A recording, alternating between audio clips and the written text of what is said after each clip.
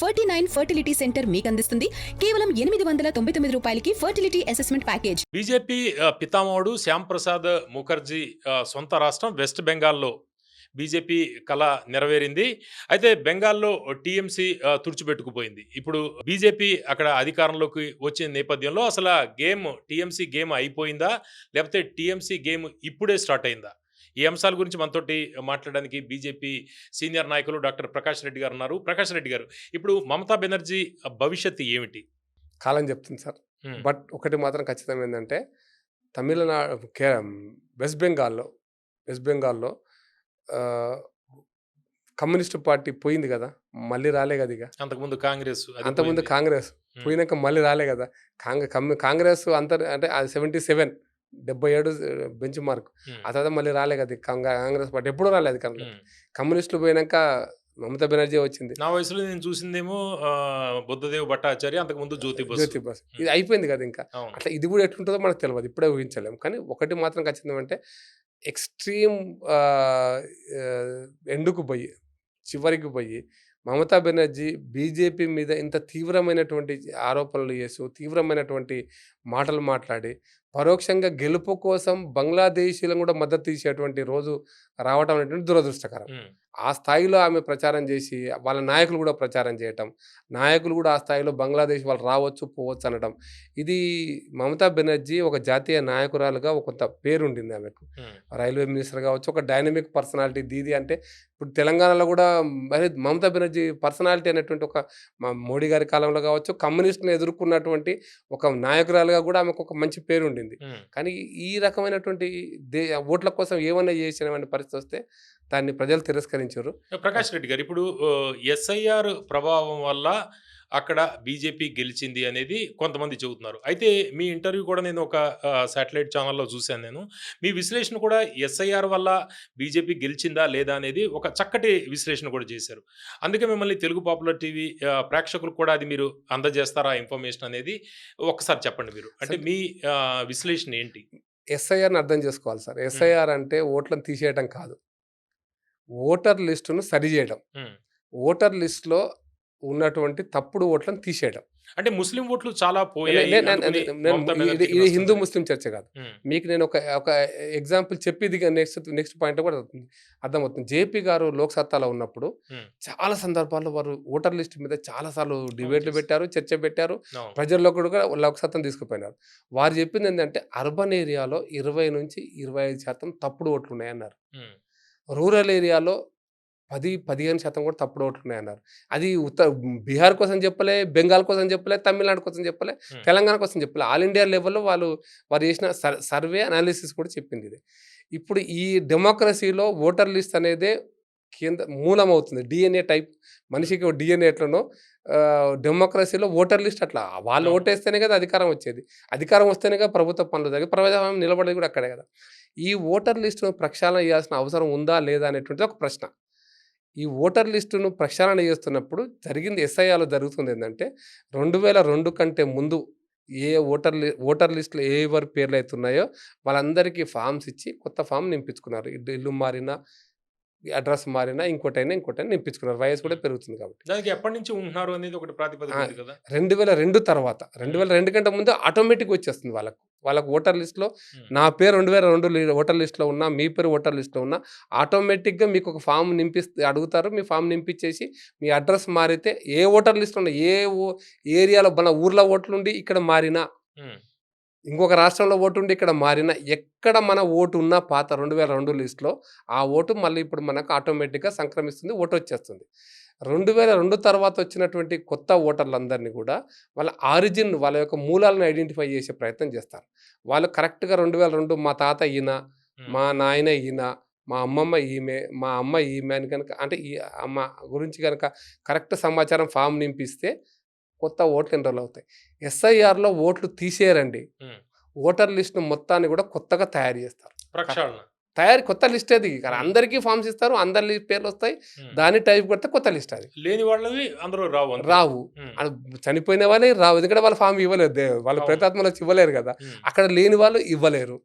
Vote కావాలనుకున్న వాళ్ళు మళ్ళీ ఇప్పుడు కూడా అప్లై ఈ చేసుకోవచ్చు. వెస్ట్ బెంగాల్‌లో ముస్లింలే చాలా కీలక పాత్ర పోషిస్తారు. ముస్లింలందరూ కూడా మమతా బెనర్జీ వెనకాల ఉంటారు. అందుకని ఆమెకి చాలా కేక్ వాక్ అవుతోంది అనేది ఒకటి జరిగింది కదా! దాని గురించి చెప్పండి. నేను నేను మళ్ళీ క్లారిటీ చెప్తాను. 1951 హ్మ్. 51 కూడా 47 నుంచి ఈ రోజు వరకు భారత్ బంగ్లాదేశ్ బార్డర్‌ని చాలా జాగ్రత్తగా మనం అర్థం చేసుకోవాలి సార్. అదొక సెన్సిటివ్ ప్లేస్ అది. హ్మ్. సెన్సిటివ్ ప్లేస్ అంటే ఒక మాటలో చెప్పాలంటే అటల్ బిహారీ వాజ్పేయి గారు ప్రధానమంత్రి అయ్యేంత వరకు నాకు తెలిసినంత వరకు అసలు భారత్ బంగ్లాదేశ్ బార్డర్ అనేది మన ఊరి పొలిమేర కట్ట కంటే చిన్నది. హ్మ్. మీరు గ్రామాలలో పొలిమేర కట్ట అంటారు కదా! అవును. అది కనీసం 4 ఫీట్లు, 5 ఫీట్లు, 6 ఫీట్లు ఉంటుంది. గజమన్నా ఉంటది. అవును. ఇది ఒక వరి మడి ఎంత ఉంటుందో భారత్ బంగ్లాదేశ్ బార్డర్ అంతే. హ్మ్. వరి మడి ఉంటుంది. దాని మీద దిమ్మె రాసి ఉంటది. ఇది భారత్, ఇది అప్పుడు తూర్పు పాకిస్తాన్, ఇప్పుడు బంగ్లాదేశ్ అని రాసుకున్నారు. హ్మ్.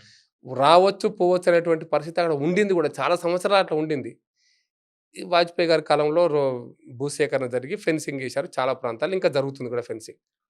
బా బా సరిహద్దు దళాలు గస్తీ గాస్తుంటాయి ఎప్పటికి. గస్తీ గాస్తున్న మీకు ఇంకొక ఇంట్రెస్టింగ్ పాయింట్ చెప్తా. మోడీ గారు మొన్న ఈ మధ్య ఒక 10 సంవత్సరాలు, 6 సంవత్సరాల క్రితం, 7 సంవత్సరాల క్రితము హ్మ్. మమతా బెనర్జీ గారు ముఖ్యమంత్రి అయినాక బంగ్లాదేశ్‌కు పర్యటనకు పోయినాడు. పర్యటనకు పోయినప్పుడు మమతా గారిని రమ్మన్నాడు. నేను రాను అన్నది. ఇన్‌స్ట్రక్షన్స్ ఇచ్చారు. రావాలని. ఫైనల్‌గా పోయింది. కారణం ఏందంటే కొన్ని గ్రామాలు మన ప్రాంతం అంటే మన సరిహద్దులు దాటి రోడ్డు దాటి ఇవతలకి రావాలి. అవి బంగ్లాదేశ్ కిందున్నాయి. హ్మ్. కొన్ని గ్రామాలు భారతీయులు మన రెవెన్యూ రికార్డ్ ప్రకారం వారు భారతీయులు అక్కడున్నారు. ఓకే. వాళ్ళు రోజొచ్చి చిన్న పోవాల్సిందే కదా! బోర్డర్ కాబట్టి. హ్మ్. వాళ్ళు రోజొచ్చి పోవాల్సిందే కదా! మన మన వాళ్ళక్కడున్నారు. హ్మ్. వాళ్ళిక్కడున్నారు. వాళ్ళు అక్కడి నుంచి ఇటు వచ్చిపోతారు. ఇక్కడ నుంచి అటు వచ్చిపోతారు. వాళ్ళ వ్యవసాయం పనులనుకోండి. అంత సెన్సిటివ్ బార్డర్. ఇది హ్మ్. అర్థమైతే ఇది అర్థమైతే భారత్ బంగ్లాదేశ్‌లో ముస్లింల యొక్క ఇన్‌ఫిల్ట్రేషన్ ఎంత ఎంత తేలిగ్గా జరుగుతుంది. జరుగుతుందనేది. ఇది ఒక హ్మ్. అంశం. రెండో అంశం ఏంటంటే 71లో భారత్ బంగ్లాదేశ్ మొదటిసారిగా తూర్పు పాకిస్తాన్‌పై బంగ్లాదేశ్ అయినప్పుడు హ్మ్. ముజిబుర్ రహమాన్ గారు దాని ఒక కాంతిశీకుడిగా అక్కడ పోరాటం జరిగినప్పుడు అక్కడ జరిగినటువంటి ఆ ఘర్షణలో చాలామంది ముస్లిమ్స్ కూడా వచ్చేసారు భారతదేశానికి. అది కాంతిశీకులుగొచ్చారా? అక్రమ వలసదారులందామా? ఆ నిర్వచనం నేను దగ్గరలోకి పోతలేను. హ్మ్. కానీ చాలా లక్షల మంది వచ్చారు భారతదేశానికి. ఆ కాందిశీకుల యొక్క చర్చ వల్లనే కదా బంగ్లాదేశ్ మీదకి మనం యుద్ధం పోగలిగినాం. అంతర్జాతీయ చట్టాల ప్రకారం. లేకపోతే మనం ఎందుకు ఇందిరాగాంధీ యుద్ధం చేయడానికి కారణం అదే కదా! హ్మ్. దాంట్లోకి పోయినాం కదా! మనం యుద్ధం చేసినా. యుద్ధం చేసిన తర్వాత ముజిబుర్ రెహమాన్ గారు వారి పార్టీ అధికారంలోకి వచ్చింది. బంగ్లాదేశ్ గుర్తింపబడ్డది. అక్కడ ఎన్నికలు జరిగినాయి. ప్రజాస్వామ్యం వచ్చింది. అదొకటి. ఇక్కడ వచ్చిన వాళ్ళందరూ పోలే మళ్ళా. ఇది సెన్సిటివిటీ అర్థం చేసుకోండి. వచ్చిన వాళ్ళందరూ పోవాలి కదా! హ్మ్. టెక్నికల్‌గా లెక్కలు మాట్లాడితే. అవును. పోకుండా ఉన్నారు అంటే వాళ్ళు వలసదారులనే చెప్పాల్సిందే కదా! ఇది ఒక కారణం. అంటే ముజిబుర్ రెహమాన్ గారి కాలంలో. రెగ్యులర్‌గా రోజు ఇంట్రెస్టింగ్ ఏందంటే ఇక్కడున్నటువంటి ముస్లిమ్స్ బంధువులు అక్కడ కూడా ఉన్నారు. అవును. ఉపాధి కోసము, ఉద్యోగం కోసం అక్కడి నుంచి పిలిపించుకుంటారు. నేను మీకు ఇంట్రెస్టింగ్ అస్సాం ఇప్పుడు మీకు ధూబ్రి జిల్లా ఉంది.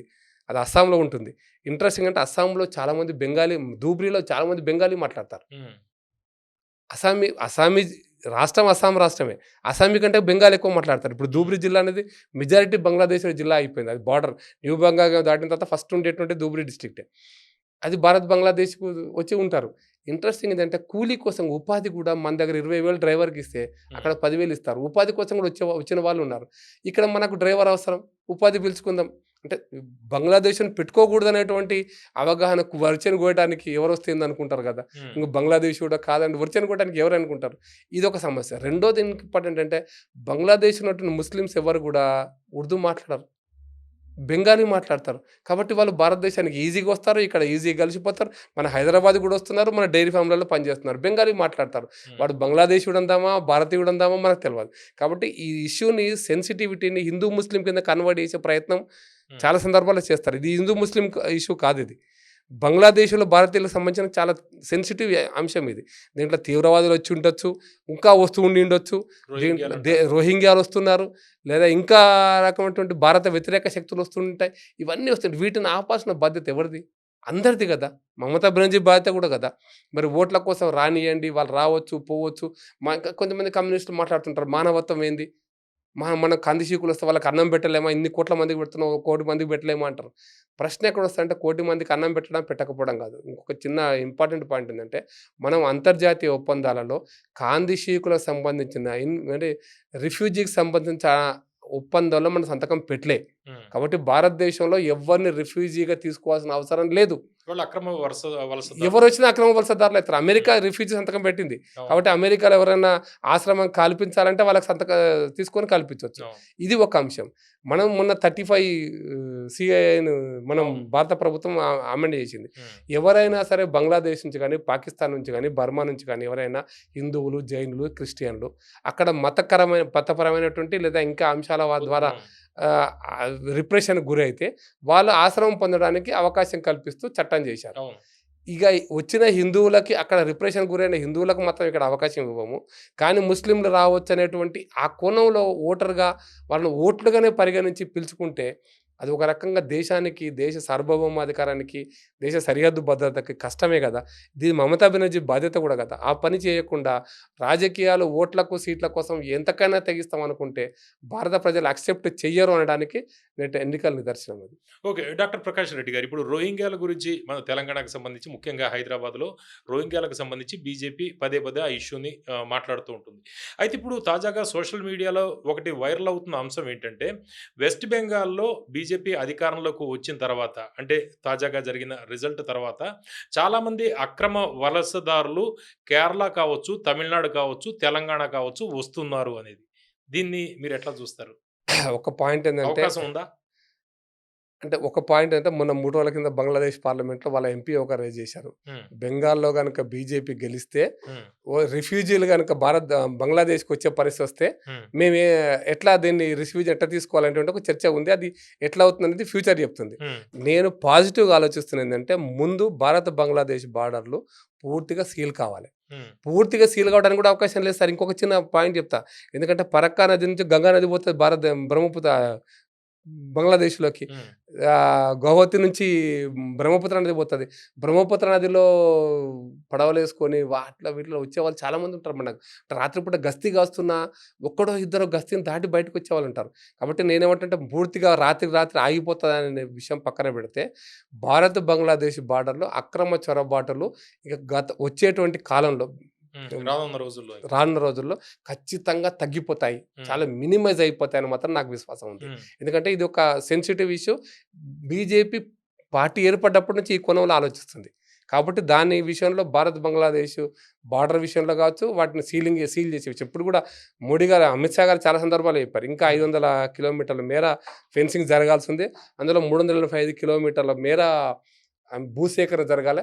చట్టం భూసేకరణకు రాష్ట్ర ప్రభుత్వాలే కీలక పాత్ర పోషిస్తాయి. భూసేకరణలో కేంద్రం కోరినా రాష్ట్రాల యొక్క పాత్ర ఉంది అందుట్లో. కాబట్టి రాజ్యాంగం చెప్పింది అది. కాబట్టి Mamata Banerjee she was reluctant, ఆమె వ్యతిరేకించింది భూసేకరణ కార్యక్రమాన్ని. కాబట్టి అది ఆగిపోయింది. ఇప్పుడు అది పూర్తి అవుతుంది. ఇక నదిలోంచి కొంతమంది వస్తే ఎట్లా ఆపాలి, దాన్ని గస్తీ చేయడానికి బార్డర్ సెక్యూరిటీ ఫోర్స్ ఎట్లా పనిచేస్తుంది, ఇక రాబోయే రోజుల్లో టెక్నికల్గా దాన్ని ఆచిద్దాం.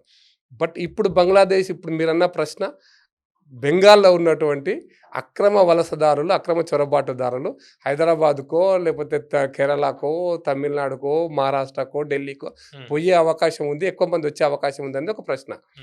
నేనేమంటే హైదరాబాద్లో నేను స్టూడెంట్ నాయకులు ఉన్నాను సార్. మా రామచంద్రరావు గారు కూడా నాకంటే సీనియర్ స్టూడెంట్.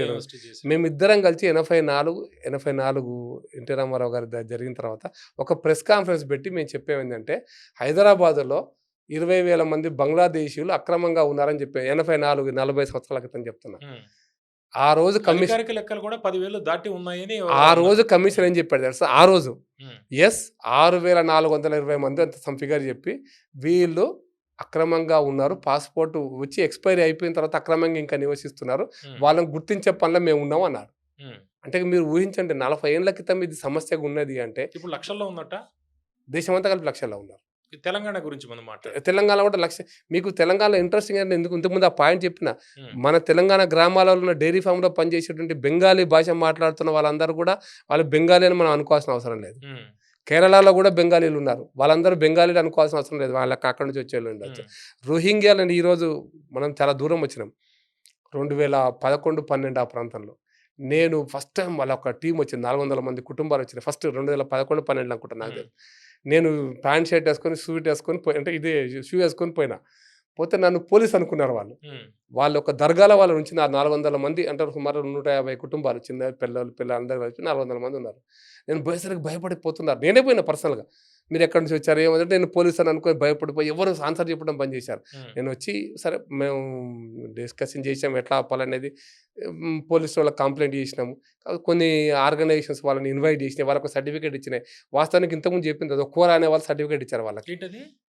రిఫ్యూజీ సర్టిఫికేట్ ఇచ్చారు. Refugee certificate. ఓకే. అయితే రిఫ్యూజీ సర్టిఫికేట్ ఇచ్చే అధికారం ఏ సంస్థకు ఎన్జిఓకు లేదన్న విషయం ముందు పోలీసు వాళ్ళకి తెలవాలి కదా. అవును. India has not signed any refugee law, refugee act అని సంతకం భారత ప్రభుత్వం సంతకం పెట్టలేదు యూఎన్ వల్ల విషయం పోలీసు వాళ్ళకి తెలవాలి కదా. ఏ ఎన్జిఓకి కూడా పలానా వాళ్ళ రిఫ్యూజీ వాళ్ళ ఆశ్రయం ఇద్దామనేటువంటి అధికారం ఎవరికి లేదు, ఏ ఎన్జిఓకి లేదు. ఇక్కడ హైదరాబాద్లో కోరా అని ఒక అతను ఎవడో సర్టిఫికేట్ ఇచ్చి వాళ్ళందరూ పెట్టి అందరూ సర్టిఫికేట్లు ఉన్నాయి మాకు ఇచ్చారు ఎన్జిఓ కానీ. ఇప్పుడు వాళ్ళందరూ దొరకకూడదు, అందరూ స్ప్రెడ్ అయిపోయినారు. వాళ్ళకి సపోర్ట్ సెటిల్ అయిపోయి ఉంటారు బాగా. స్ప్రెడ్ అయిపోయినారు మొత్తం. వాళ్ళని ఆదుకునేటువంటి పార్టీలు కూడా ఉన్నాయి హైదరాబాద్లో. వాళ్ళ తీవ్రవాదుల వాళ్ళకి పాస్పోర్ట్ వచ్చినాయి, మీకు కూడా వచ్చారు కదా. నిజామాబాద్లో ఉన్నారు, నిజామాబాద్లో పాస్పోర్ట్ వచ్చినాయి వాళ్ళకి. అవును. కాబట్టి ఇది దేశ భద్రతకే సమస్య అంటే అంటున్నాయి. ఇప్పుడు ఎస్ఐఆర్ జరుగుతుంది కదా, దానివల్ల ఎస్ఐఆర్ లో కూడా ఫలితాలు బెంగాల్ లాగా ఇక్కడ ఎస్ఐఆర్ చేస్తున్నారు కాబట్టి ఫలితాలు మారే అవకాశం ఉందా? రేపు జిహెచ్ఎంసీ జరగబోతున్నాయి. ఇప్పుడు ఆరోపణలు చేయడం చాలా ఈజీ సార్. ఉమ్. తమిళనాడు కూడా ఎస్ఆర్ అయింది కదా. ఎస్ఐఆర్లో తమిళనాడులో ఎన్ని ఓట్లు పోయినాయి? బెంగాల్ కంటే తమిళనాడు ఇంచుమించు ఒకటే స్టేట్. అక్కడ రిఫ్యూజీ అయితే బార్డర్ సెన్సిటివిటీ ఉంది. ఏఐడిఎంకి రావాలి కదా అంటారు మీరు. ఎస్ఐఆర్ జరిగితే తమిళనాడులో సెన్సిటివిటీ లేదు, కానీ తమిళనాడులో 70 లక్షల ఓట్లు పోయినాయి. ఇప్పుడు అలా 90 లక్షలు డిఎంకే కూడా ఇష్యూ చేయలేదు దాని గురించి. చేయలేదు. SIR ఎందుకు గురించి. చేయలేదు? అక్కడ సెన్సిటివిటీ, అక్కడ ముస్లిం అనేటువంటి పేరు వచ్చింది, Right, ఇక్కడ right. ముస్లిం లేదు కదా. ఇంకా ఒక మాట చెప్తా, అక్కడ 60 లక్షల మంది అసలు అప్లై చేసుకోలేదు. ఇది నేను చెప్పిన కదా, అప్లికేషన్ ఇచ్చుకుంటారు తీసుకుంటారని. 60 లక్షల మంది అప్లై చేసిన వాళ్ళే ముందు రిజెక్ట్ చేసింది ఎలక్షన్ కమిషన్, రిజెక్ట్ చేసింది. పార్టీకి సంబంధం లేదు. రిజెక్ట్ చేసిన వాళ్ళు సుప్రీంకోర్టు పోతే సుప్రీంకోర్టు వీళ్ళందరినీ case to case each individual మళ్ళీ వచ్చారు. 20-25 లక్షల మంది వచ్చారు. మిగతా 35 లక్షల మంది అందరూ ముస్లిమ్సేనా? This is the question. ఇప్పుడు ఉత్తరప్రదేశ్లో చేశారు కదా ఎస్ఐఆర్, అయిపోయింది. ఉత్తరప్రదేశ్లో 1 కోటి మంది పైన పోయినారు, మెజారిటీ హిందువులే. దీన్ని ఎట్లా చూస్తాం మరి? అంటే ఎస్ఐఆర్ వల్ల బీజేపీ గెలిచిందనే, అంటే ప్రజల యొక్క కోపంతో గెలిచిందనే దాన్ని తగ్గించడం కోసం చేసేటువంటి రాజకీయ కుట్ర తప్పిస్తే ఇంకోటి కాదు. ఎస్ఐఆర్ వల్ల గెలుచుడు ఓడిపోడు ఉండదు.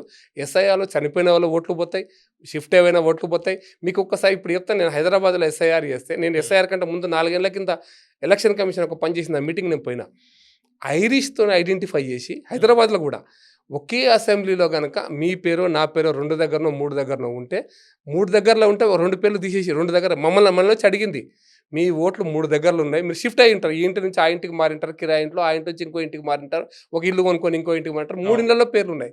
నా ఓటు కూడా మలక్పేటలో 3 ఇళ్లలో ఉంది. ఇప్పుడు నేను ఒకటే ఓటేస్తాను, కానీ ఉంది అంటే నేను అప్లై చేశాను, ఫామ్ 17 నింపి నా ఓటు అక్కడ రిజెక్ట్ చేసి ఇక్కడ నాకు ఇవ్వండి నేను వాడది దానికోసం దాన్ని ఎంక్వైరీ చేసే బదులు ఉంది, కానీ నా ఓటు నాకు ఇక్కడ ఇచ్చేసినాడు. ఈ తీసేసాల వాస్తవానికి అయితే ఒకటి నేను నింపించిన కాబట్టి లీగల్గా నా తప్పేం లేదు. అయితే ప్రాబ్లం ఏంటంటే హైదరాబాద్లో ప్రతి అసెంబ్లీ నియోజకవర్గంలో 30 నుంచి 40 వేల మంది ఇక్కడ 2 ఓట్లు 3 ఓట్లు ఉన్నటువంటి ముస్లింలు ఉన్నారు, హిందువులు ఉన్నారు. ఇది ప్రక్షాళన జరగాలనా వద్దా? కాబట్టి ఇది ప్రక్షాళన చేస్తుంటే దానికి ఎలక్షన్లకు, రాజకీయానికి, మతానికి కలపడం అనేటువంటిది మీ రాజకీయమైనటువంటి కుట్రలో భాగమని నేను భావిస్తా తప్ప ఎస్ఐఆర్ వల్ల ఒక రకంగా బీజేపీకే నష్టం జరిగింది అనుకుంటా నేను. ఇక్కడ హిందువులు 35 లక్షల మంది ఏవైతే రిజెక్ట్ అయిన ఓట్లు ఉన్నాయో హిందువులు ఎక్కువ ఉన్నారు అందుట్లో. పేర్లను చూస్తే నాకు మొహాలు మనకేం చూడలేము, కానీ పేర్లు చూసి హిందువులు ఎక్కువ ఉన్నారు. ఓకే. ఈ వెస్ట్ బెంగాల్లో ఇప్పుడు Bharatiya Janata party next step ఏంటి? అంటే గవర్నెన్స్ మీద ఫోకస్ చేస్తారా, లేకపోతే టీఎంసీని, మమతా బెనర్జీని వీకెండ్ చేయడమా? అసలు మమతా బెనర్జీని వీక్ అయిపోయింది, మీరు వీక్ చేసేది ఏముండదు. నాకు తెలిసినంత వరకు మోడీ గారి నాయకత్వంలో, మోడీ గారి గైడ్ లైన్స్ ప్రకారం పార్టీలో ఎక్కడ కూడా రివెంజ్ మెంటాలిటీ లేదు సార్. రివెంజ్ తీసుకోవాలి వాళ్ళ. నిన్నటి మోడీ గారి స్టేట్మెంట్ కూడా చూడండి, వాళ్ళు కొట్టారు కాబట్టి మనందరం లాస్ట్ ఎలక్షన్స్ తర్వాత వాళ్ళ హింస, విపరీతమైన హింస చేశారు. బీజేపీ మద్దతుదారులు ఇంటి మీద పోయి రేపులు చేశారు, దోచుకున్నారు, తగలబెట్టారు, అన్ని జరిగినాయి. కమ్యూనిస్ట్ పార్టీ నుంచి తర్వాత వీళ్ళు కమ్యూనిస్ట్ వాళ్ళ మీద కూడా దాడులు చేశారు. కాబట్టి ఈ రివెంజ్ మెంటాలిటీ ఉండొద్దని నిన్న మోడీ గారి ప్రసంగంలో ఉన్నటువంటి ఒక ముఖ్యమైన అంశం అది. కాబట్టి ఏ రకమైనటువంటి రివెంజ్ అంశం రివెంజ్ అనేది ఉండదు. అంటే ఇప్పటికే క్రిమినల్ కేసులు ఇవన్నీ కూడా ఉన్నాయి, వాళ్ళ కార్యకర్తలు కావచ్చు, లేకపోతే పార్టీ నాయకుల మీద చాలా స్కామ్స్ కూడా ఉన్నాయి కదా. నేను చాలా క్లారిటీ ఇస్తుంది, చట్టం ప్రకారం ఏం జరగాలో జరుగుతుంది తప్పిస్తే పార్టీగా పొలిటికల్ రివెంజ్ అంటూ ఉండదు. రాజకీయ కోణంలో మీకు నేను ఎన్ని కేసులైనా, అది చాలా కేసులు సిబిఐకి ఇవ్వాలని, రోజ్ వ్యాలీ కేసు కావచ్చు, లేకపోతే శారదా చిట్ ఫండ్ చాలా పెద్ద case, Narmada case, Narmada sting case కావచ్చు, చాలా కేసులు ఉన్నాయి అక్కడ. ఏ కేసులు అంటే నేను మళ్ళీ సిబిఐ, ఈడీ వీటి మీద వాళ్ళ పని వాళ్ళు చేసుకుంటారు. బట్ పొలిటికల్ రివెంజ్ అనేది మాత్రం ఖచ్చితంగా ఉండదు. రాజకీయ పార్టీగా బీజేపీ ఖచ్చితంగా బెంగాల్ ప్రజల యొక్క ఆశలు, ఆకాంక్షలు వాటిని నిలబెట్టడం కోసం ప్రయత్నం చేస్తుంది. ఎందుకు చెప్తున్నా బెంగాల్లో స్వతంత్రం వచ్చిన మొదటి సంవత్సరంలో మొదటి లెక్కలు తీస్తే బాంబేలో ఎన్ని పరిశ్రమలు ఉన్నాయి, అంతకంటే ఎక్కువ పరిశ్రమలు బెంగాల్లో ఉంటాయి. ఇది మనం అర్థం చేసుకోవాలి. East India company head quarters, Birla company యొక్క హెడ్ క్వార్టర్స్ అది. టాటా వాళ్ళ ఆఫీసులు ఉండే అక్కడ. స్మాల్ స్కేల్ ఇండస్ట్రీస్ కూడా ఆ సంవత్సరం అప్లికేషన్స్ వస్తే బాంబే కంటే 200 అప్లికేషన్స్ ఎక్కువ వచ్చినాయి కలకటాలో. ఎందుకు వచ్చినాయి? అవి ఏమైనాయి? ఇప్పుడు ఆ పరిశ్రమలన్నీ ఏమైనాయి, ఆ కార్పొరేట్ కంపెనీలన్నీ ఏమైనాయి, ఎక్కడ విన్నారు వాళ్ళందరూ?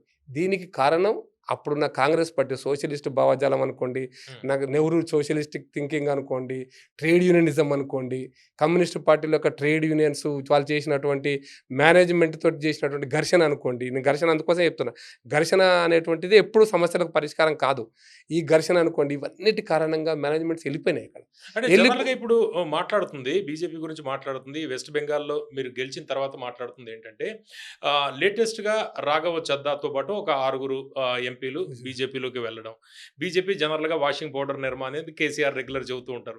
అట్లా వెస్ట్ బెంగాల్లో చాలా మంది అవినీతి కేసులు, వాళ్ళ మీద వివిధ ఆరోపణలు ఉన్న వాళ్ళు చాలా మంది ఉన్నారు. వాళ్ళందరూ దశల వారీగా బీజేపీ ఆశ్రయం పొందుతారు, బీజేపీకి వస్తారు అనేది. ఇప్పుడు డిఎంకే రాజా లేకపోతే వాళ్ళ మీద దాడులు జరుగుతాయి. నేను ఎదురు ప్రశ్నకు ప్రశ్న సమాధానం కాదు, కానీ నేను ఎదురు ప్రశ్న 2 అర్థం కావడం కోసం చెప్తున్నా. డి రాజా ఉన్నాడు. డి రాజా 2G స్కామ్లో ఉన్నాడు కదా. డి రాజా కేసు ఏమైంది? మోడీ గారు అధికారంలోకి వచ్చినాకనే కేసు నడిచింది కదా. అక్విటల్ అయినాడు కదా. కనిమొలి ఉంది కదా. అంటే మా పార్టీలో డిఎంకే మా పార్టీ సపోర్టర్స్ ఏమన్నా? డిఎంకే మా పార్టీలో ఉందా ఏమన్నా? మాకు సపోర్ట్ చేసింది ఎప్పుడన్నా? మోడీ గారి ప్రభుత్వానికి ఒక్క రోజన్న ఏ ఒక్క అంశంలోనే మోడీ గారి ప్రభుత్వానికి సపోర్ట్ చేసిన దాఖలాలు ఉన్నాయా డిఎంకి? రివెంజ్ ఉందా అక్కడ? సో రివెంజ్ లేదు. సిబిఐ నిజంగా ఎవిడెన్సెస్ ఉంటే ఖచ్చితంగా సిబిఐ నిర్ణయించుకుంటుంది. అది శారదా చిట్ ఫండ్ కేసు కావచ్చు, ఇంకా ఏ నర్మదా కేసు కాదు, ఏ కేసు అయినా కూడా వాళ్ళు తీసుకుంటారు.